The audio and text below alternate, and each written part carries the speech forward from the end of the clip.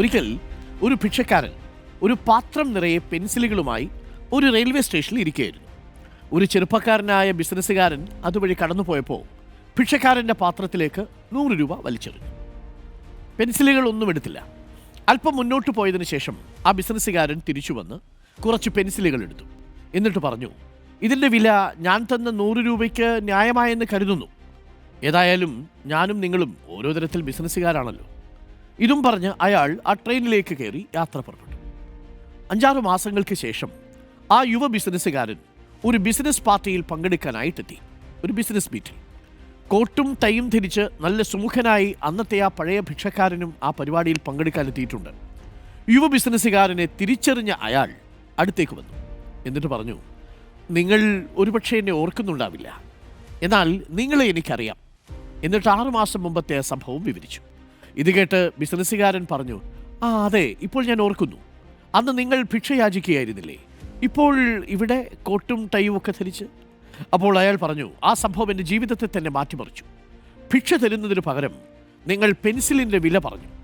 ഞാനും നിങ്ങളും ഓരോ തരത്തിൽ ബിസിനസ്സുകാരാണെന്നും പറഞ്ഞു. എനിക്ക് സങ്കല്പിക്കാൻ പോലും പറ്റാത്ത ഒരു വാചകമായിരുന്നു അത്. ബിസിനസ്സുകാരൻ എന്ന് ആദ്യമായാണ് ഒരാൾ എൻ്റെ മുഖത്ത് നോക്കി പറഞ്ഞത്. അതെൻ്റെ ആത്മവിശ്വാസത്തെ ഉണർത്തി. ഭിക്ഷാടനം ഉപേക്ഷിച്ച് അല്പം പരിശ്രമത്തിനൊടുവിൽ ഞാനൊരു ബിസിനസ് തുടങ്ങി. ഇന്നിപ്പോൾ നിങ്ങൾക്കൊപ്പം ഈ പരിപാടിയിൽ എത്തി നിൽക്കുന്നു. എൻ്റെ മാന്യത തിരിച്ചു തന്നതിന് നന്ദി. ആ വാചകമാണ് പ്രധാനം. എൻ്റെ മാന്യത തിരിച്ചു തന്നതിന് നന്ദി. മറ്റുള്ളവരുടെ ആത്മാഭിമാനം തൊട്ടുണർത്താനായാൽ നിങ്ങൾക്ക് മനുഷ്യരിൽ അത്ഭുതങ്ങൾ സൃഷ്ടിക്കാൻ കഴിയും. ഒരു ഭിക്ഷാടകനെ പോലും നിങ്ങൾക്കൊരു ബിസിനസ്സുകാരനാക്കി മാറ്റാൻ കഴിയും. ഒരാൾക്ക് നൽകാൻ കഴിയുന്ന ഏറ്റവും വലിയ സമ്മാനം അയാളിൽ പ്രചോദനവും പ്രേരക ശക്തിയുമായി തീരുക എന്നതാണ്. നിങ്ങളുടെ ചുറ്റും ചില നല്ല മനുഷ്യരുണ്ടാവും. നിങ്ങൾ പ്രണയിക്കുന്നവർ, നിങ്ങളുടെ സുഹൃത്തുക്കളായവർ, നിങ്ങളുടെ തൊഴിലിടങ്ങളിലുള്ള മനുഷ്യർ, നിങ്ങളുടെ കുടുംബത്തിലുള്ള മനുഷ്യർ.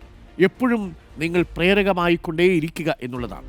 ഇത് പറയുമ്പോൾ ഒരു കൂട്ടരെ കൂടി കുറിച്ച് പറയണം കേട്ടോ.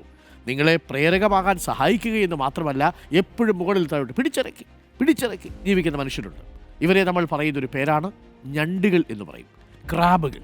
നിങ്ങളുടെ ചുറ്റുമുള്ളത് ക്രാബുകളാണോ എന്നറിയുക. ക്രാബ് കൾച്ചർ എന്നാണ് അതിൻ്റെ പേര്. മുകളിലോട്ട് കയറുന്നവരും താഴേക്ക് പിടിച്ചു വലിച്ചുകൊണ്ടേയിരിക്കും. എല്ലാ മനുഷ്യരും ആത്മവിശ്വാസം നശിപ്പിക്കും. ആദ്യം കാണുമ്പോൾ തന്നെ വെള്ളമൊക്കെ കൂടി എന്തുവാടേ ഇത് എന്ന് ചോദിക്കുന്ന ആ മനോഭാവത്തിൽ തുടങ്ങും. അതല്ല, പ്രചോദനമായി തീരുന്ന മനുഷ്യരുണ്ട്. അവരെ നിങ്ങൾ കൈവിടരുത്.